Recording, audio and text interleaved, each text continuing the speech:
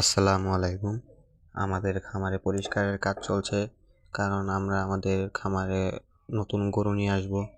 আমাদের এই খামারে অনেক আগে ৬-৭ বছর আগে গরু থাকতো, কিন্তু এতদিন গরু না থাকায় এই জায়গাটাও অনেক অপরিষ্কার হয়ে আছে এবং অনেক রোগ জীবাণু রয়েছে। তাই এগুলোকে আমাদের ভালো করে পরিষ্কার করতে হবে, নয়তো কোনো জীবাণু থাকলে পরবর্তীতে গরুর অনেক সমস্যা হতে পারে। তাই ভালোভাবে হুইল পাউডার দিয়ে ধুয়ে এই কেমিক্যালটা দিয়ে স্প্রে করব। এই কেমিক্যালটা হলো জীবাণুনাশক। এটি দিয়ে ভালো করে স্প্রে করলে জীবাণু থাকলে সেই জীবাণুগুলো নষ্ট হয়ে যাবে এবং আমাদের খামারটি পরিষ্কার থাকবে।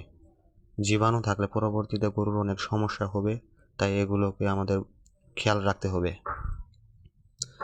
তাই ভালো করে স্প্রে করছি। ইনশাল্লাহ আমাদের জন্য দোয়া করবেন। আল্লাহ হাফেজ।